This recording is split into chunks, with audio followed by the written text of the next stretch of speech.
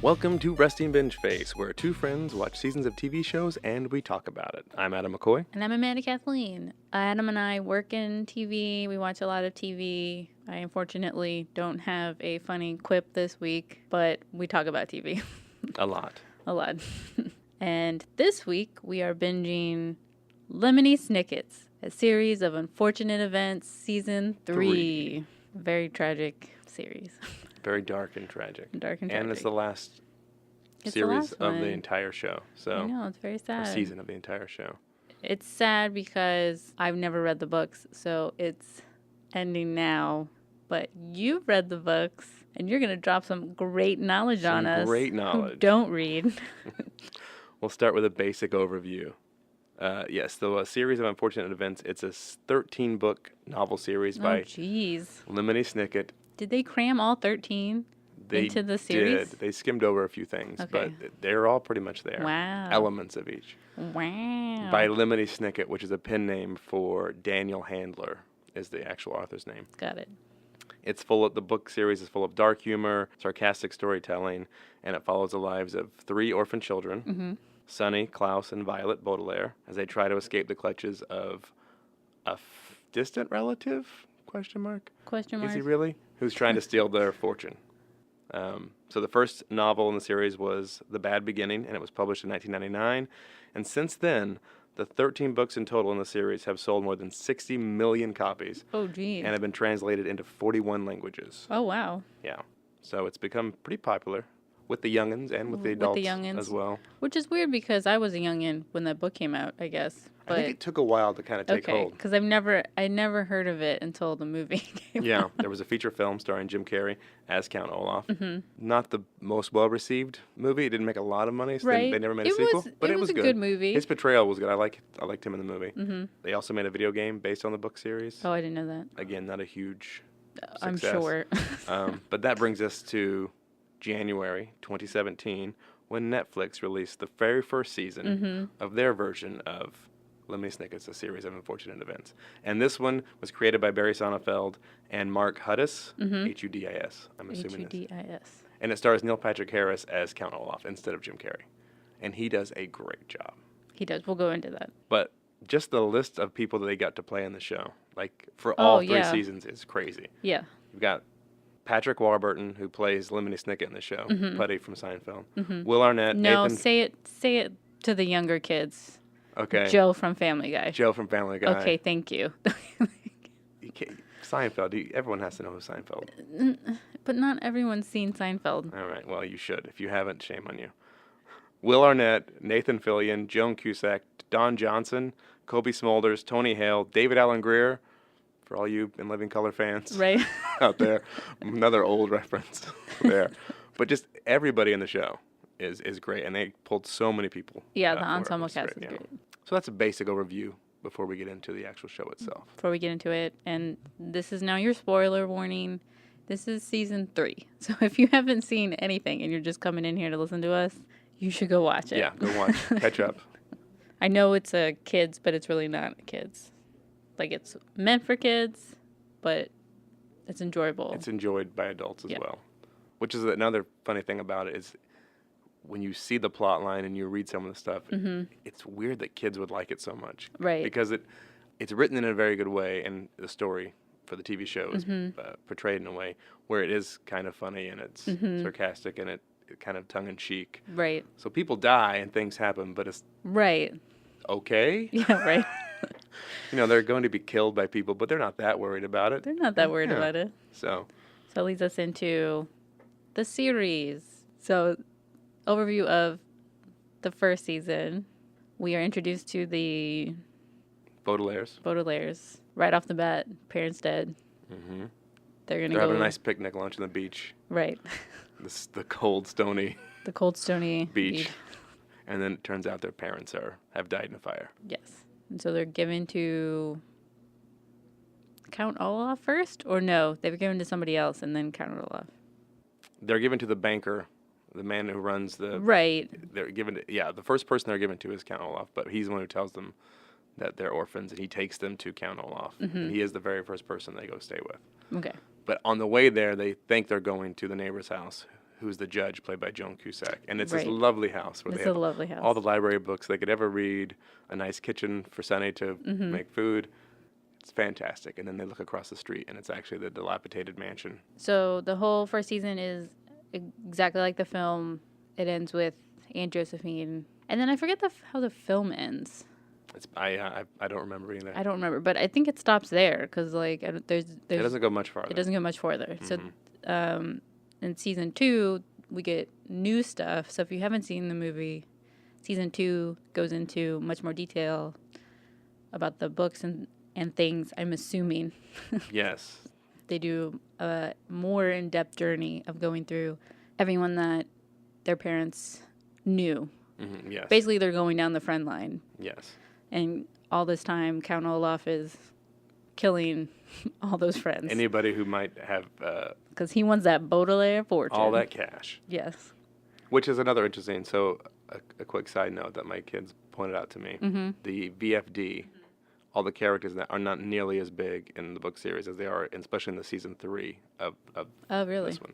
They don't really mention the people that much. Right. It's a whole other side story in the TV show that they don't delve into the book, which makes it more interesting for the TV show.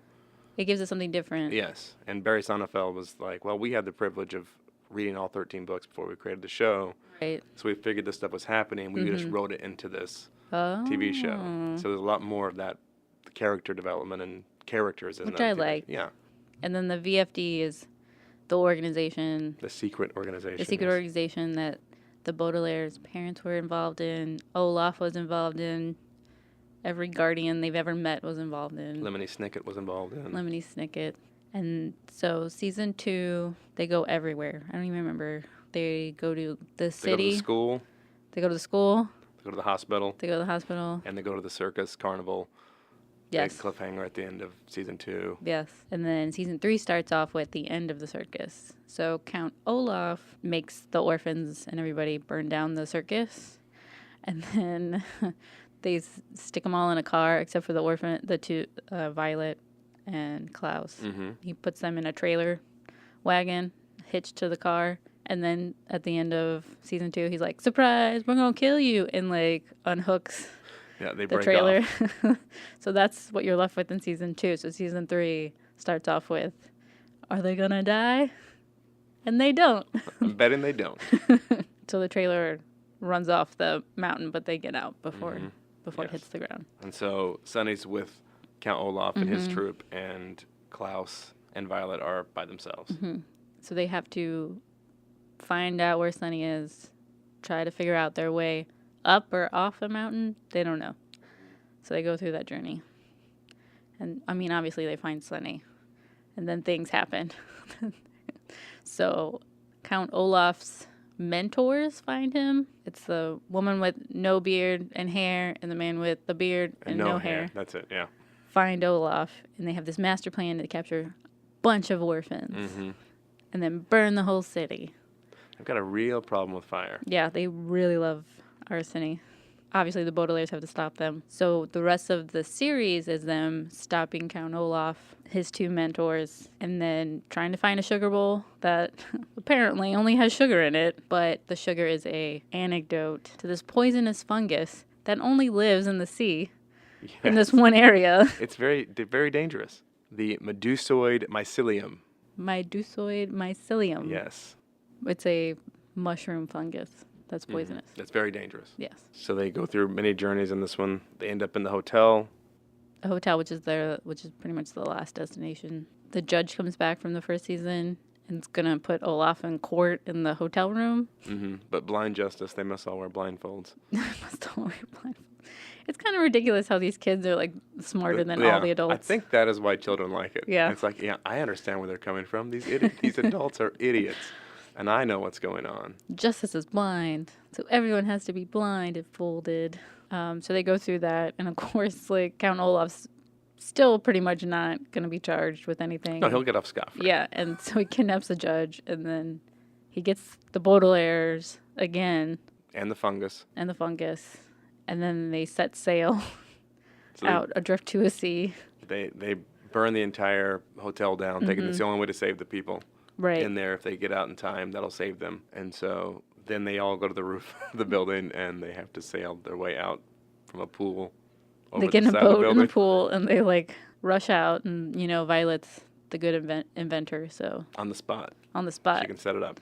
So she put a parachute on that tiny little boat, and they set sail to a mysterious island where more of her parents, more people that her parents knew. Her parents lived on an island that they just like magically washed ashore upon. But before that, we find out that Beatrice is actually responsible For starting the whole debacle. for killing Olaf's father. Yes.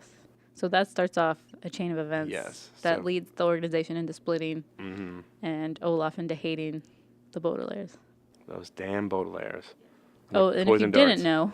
know, Olaf killed the Baudelaire parents Yes, for the fortune by setting a fire. by setting a fire. So yeah, they make it to the island. Mm-hmm. They have Olaf captured. Because the guy recognizes him, throws him in a cage. And then Lemony Snicket's sister gets washed ashore, pregnant. Olaf escapes the cage. Mm-hmm. And he's like, I'm going to release this poisonous fungus. And the guy that runs the island's like, no, you're not. I'm going to kill you. And he shoots him in the stomach, which is where the fungus And is. breaks the fungus. So Or it's breaks in the a helmet Yeah. that he's put underneath his. And releases it all. So the reason why Olaf has the helmet under his shirt is because he was pretending to be Kit, Lemony Yes, Snicket's sister. It's like, no, I'm Kit.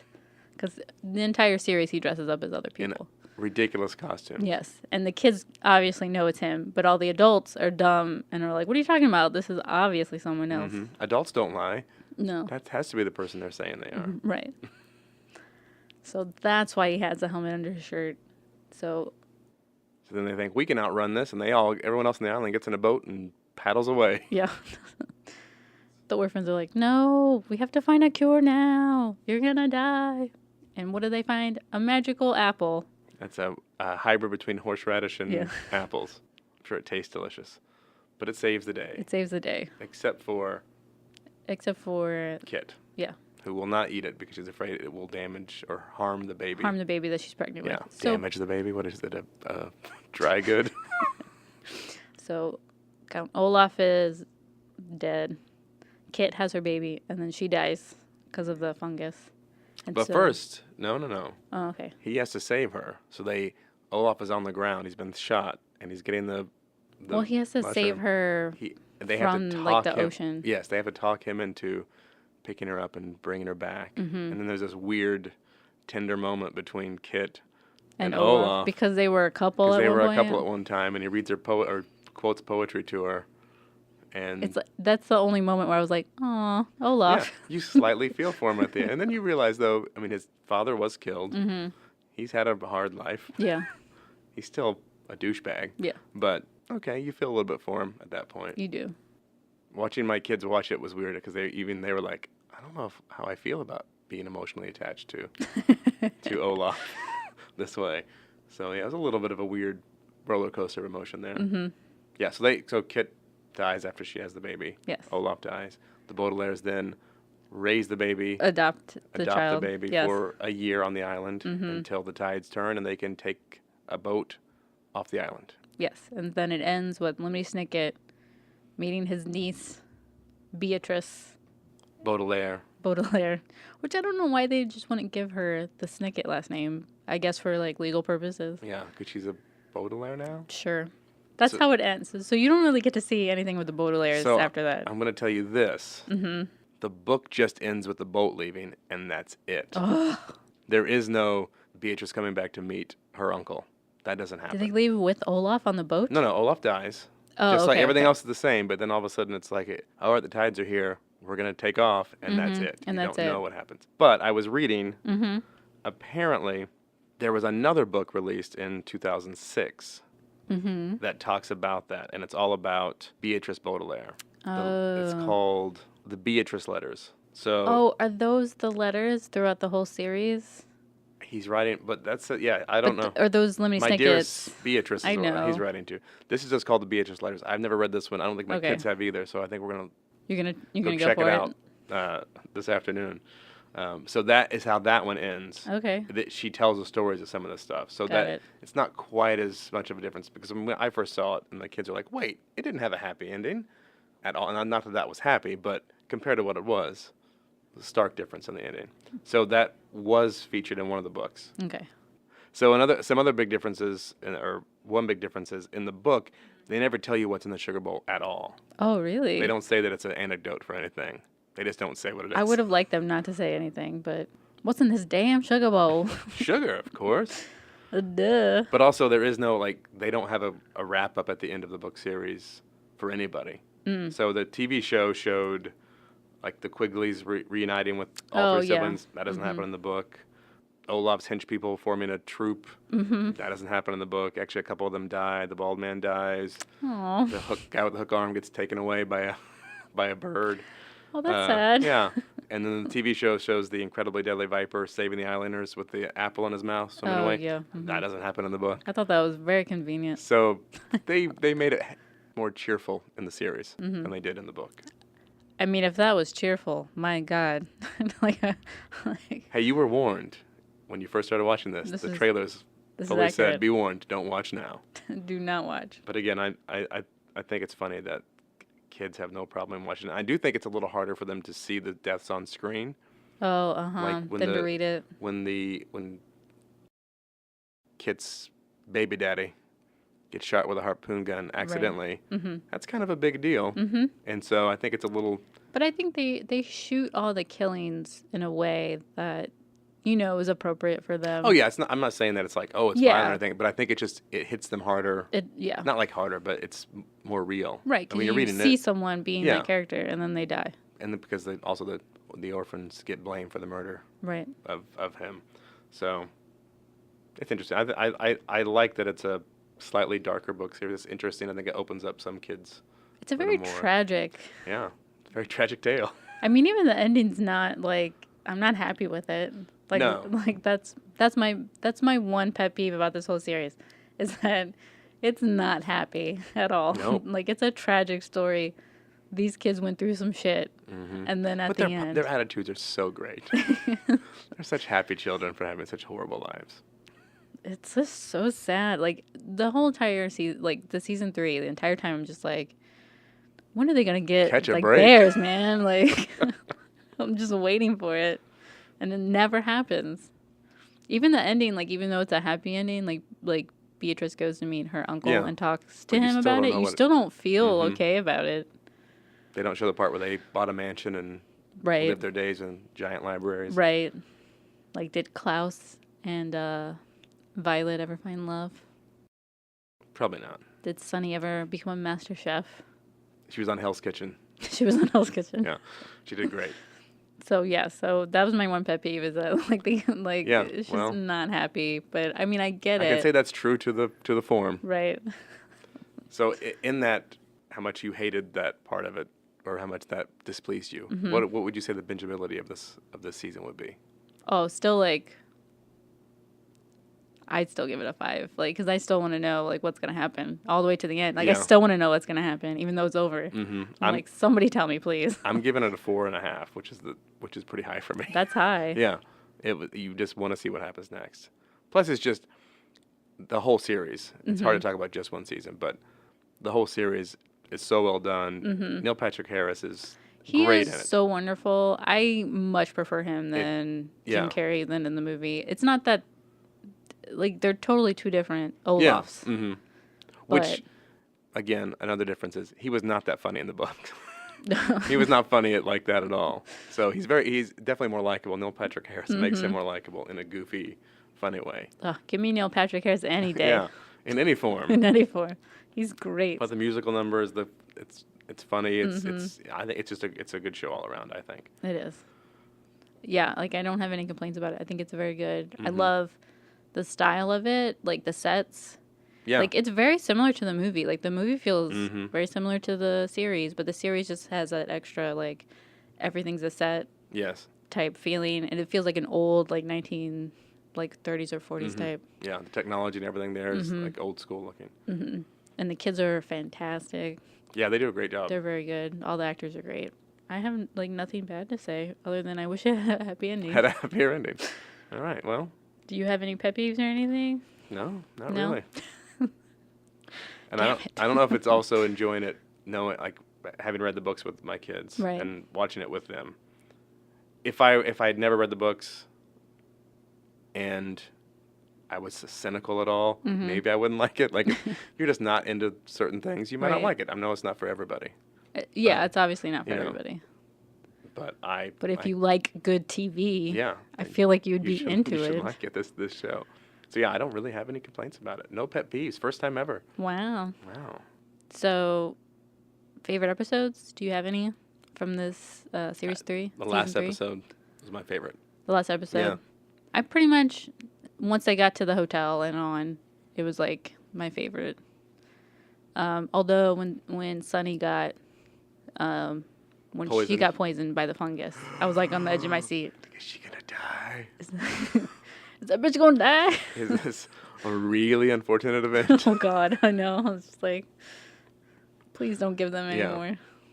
Yeah, it's pretty. So I guess from there on, it's a pretty good like on the edge of your seat, like what's gonna happen, Yeah, what will it's a happen, thriller. and I like how they brought back the girl from the first season, Cake Sniffer. Oh yeah, the annoying girl. Mm-hmm. Yeah, I like how they brought her back. Cake Sniffer. That's my new thing now. yeah. Cake Sniffer. Catchphrase. Put it on a T-shirt. Cake Sniffer. I don't know what that means though.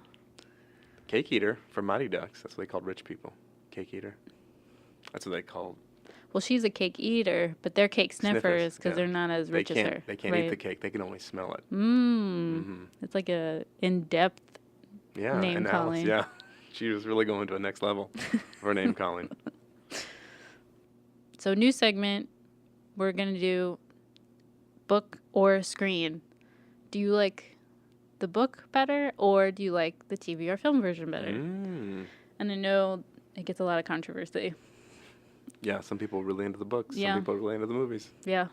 So this one, Amanda's not gonna do because she doesn't read at all. I think my 2019 resolution is gonna read a book a year. Hey, there you go. Start slow. I'm gonna start slow Work your way up. and work my way up. So this is Adam's book or screen. Okay. So I have a list of TV and film shows, and you tell me which version you All like right. better. So first one, Lemony Snicket. TV show. You like the TV show Yeah. better? I mean, Neil Patrick Harris, and it's funnier. I like know. it better. Yeah. I mean, you put Neil Patrick Harris Yeah. in anything. hmm Princess Bride. Princess Bride is a tough one because of all the books that I've read that were turned into movies or TV shows. It is the most loyal to the Really? book because the same guy wrote the screenplay as wrote the Okay. book. And I watched the movie years before I read the book. I actually like the movie better on that one. You do? But there are a few parts that I would love to have seen put into the movie that they just couldn't physically do, I guess, with props and with how much it would cost to do sets. So whenever they're trying to rescue Wesley after he's had the life drained out of him, in the book, there's a whole series of like levels instead of just going into the tree and resurrecting or grabbing him there. There's a whole like horror story building that the king uses to hunt these animals. So he hunts gorillas and giant snakes and spiders, and it's like levels of fear. So it's really a cool Oh. aspect of it. They didn't do it in the movie. But other That than would've been that, good, yeah. I still really love. I love the movie. The portrayal's great, but the book is really close to the movie. A lot of the same. Even the dialogue is almost the same on some Really? things. So yeah, That's but I would still fantastic. love to see that level of terror, aspect in the movie. I don't know. Maybe I'll read that one this year. It's not bad. I got it. Of course, Harry Potter. Harry Potter, you gotta go books. Gotta go There's books. so much more to the backstory. I mean, It's so interesting. I can feel it watching some of the movies. I'm like, they're not putting They everything leave in. I feel like Big there's chunks something out. missing. Yeah, I mean the movies are good, but the books. There's so much more to the books. I So actually, much more. I actually like watching the movie before I read the book. Oh, Because okay. if I like the movie, I know that most of the time there's gonna be a lot more stuff in the book that I'll probably like. So some people hate reading the books after the movie because it Yeah, ruins that's it for them. yeah. Well, it's just like when I try to do that, like I do that with Hunger Games. I'm just like, I've seen this movie. Why do I have to finish this book? Yeah, I know how it ends. I know Yeah. how it ends. So I would rather read the book prior Okay. to Yeah, I know watching. I'm totally in the minority here. Most people think but I think it's I mean, great. if it gets you interested in reading the book, why and not? then you read the book, you're like, oh, there's all this backstory I didn't even know about. That's fantastic. Hunger Games, while we're at it. Why don't we do that one?